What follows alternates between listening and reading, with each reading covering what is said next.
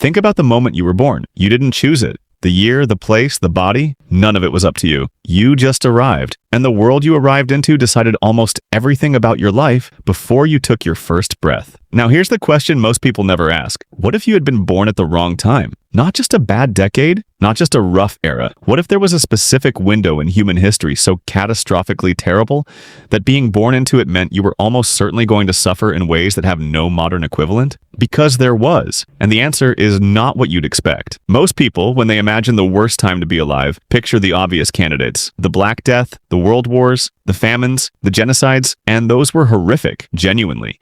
The numbers are almost too large to process. But here's the thing about catastrophes. They end. The Black Death killed a third of Europe, but it peaked and receded. The World Wars consumed a generation, but they had a before and an after. Even the worst disasters in recorded history had edges. What we're talking about is different. We're talking about a period so long, so structurally brutal, so inescapable that no individual catastrophe comes close to matching it in sheer accumulated human suffering. We're talking about roughly 12,000 years ago. Right at the moment, humans invented farming.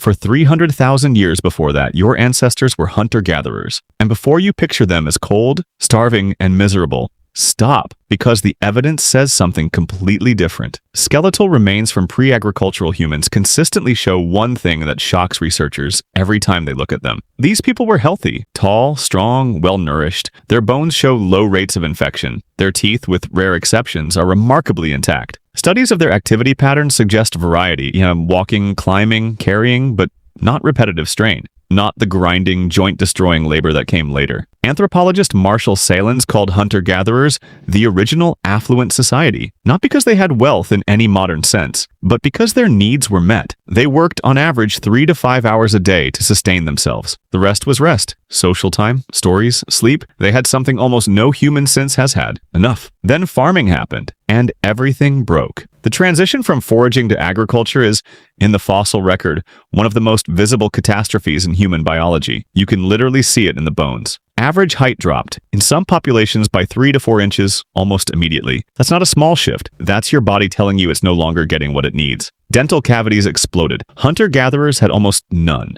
Early farmers had them constantly. The reason is simple. Farming meant grains, and grains meant sugar, and the human mouth had never evolved to handle that kind of constant exposure. Bone density dropped. Arthritis appeared in younger and younger skeletons. Specific deficiency diseases, iron deficiency anemia, rickets, scurvy, show up in the archaeological record almost exactly when farming does, and almost nowhere before. Infectious disease arrived in force. Before dense permanent settlements, epidemics couldn't sustain themselves. You need enough people close enough together long enough for a pathogen to keep jumping hosts. Hunter-gatherer bands were too small and too mobile. Farming villages were perfect. And then there's the work. The shift to farming didn't reduce human labor. It exploded it. Planting, tending, harvesting, processing, storing. All of it by hand, every day, no days off. The skeleton of an early farmer looks like someone who spent their entire life doing the same brutal motion over and over until their joints gave out. Which they did, often by 40. But the physical collapse is only part of it. There's a social dimension to early farming that most people have never considered. Hunter-gatherer groups were, by structural necessity, relatively egalitarian. You can't hoard much when you're moving constantly. A hunter who kills more than he can carry either shares or wastes it. Status existed, but it wasn't extractable. You couldn't accumulate land. You couldn't pass it to your children. The group was the unit of survival. Farming changed the math overnight. Suddenly, land had permanent value. The person who owned the land controlled the food. And for the first time in human history, you could pass that control to your children, and they could pass it to theirs.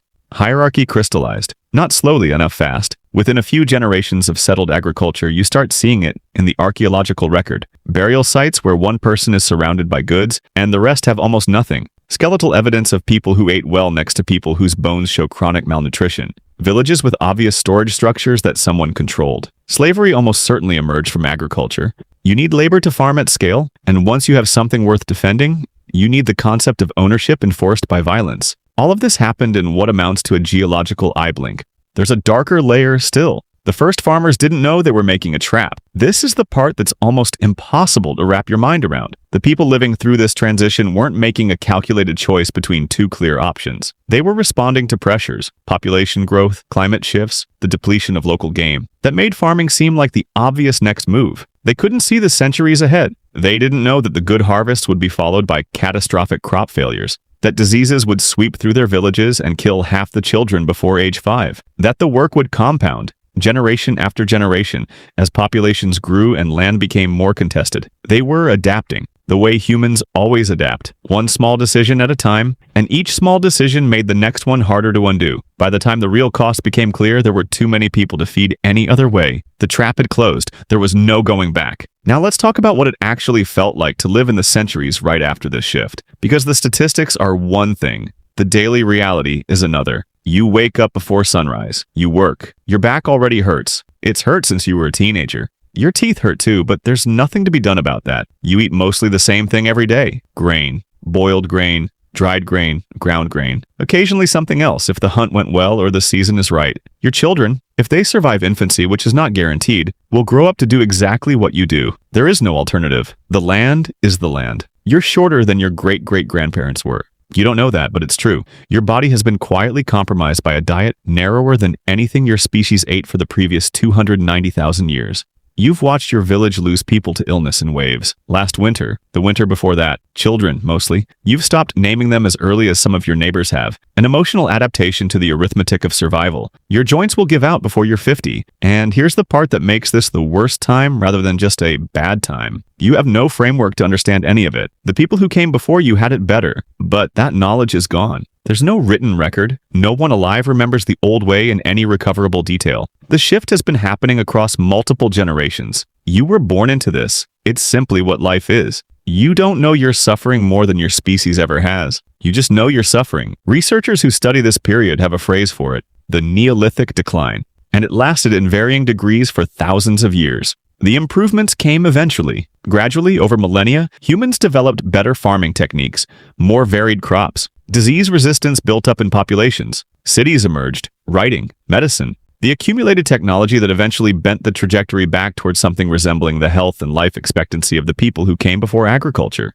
But it took until roughly the 20th century to actually get there. Consider that. It took 12,000 years of civilization to recover the basic physical health that hunter-gatherers had before any of it began. Here's what sits with me about all of this. We treat progress as a line that goes up. Technology improves, medicine improves, life expectancy increases, and all of that is true now. But it wasn't true for most of the people who lived between the invention of farming and the Industrial Revolution. For most of those 12,000 years, for most people on Earth, life was shorter, harder, more painful, and more precarious than it had been for the 300,000 years before. And they built everything we have anyway. Every monument, every empire, every philosophy, every cathedral, every piece of music you've ever loved, built by people who were, on average, in worse physical shape than their pre-agricultural ancestors. Built by people who were, statistically, some of the most burdened humans who ever lived. Built by people who had no idea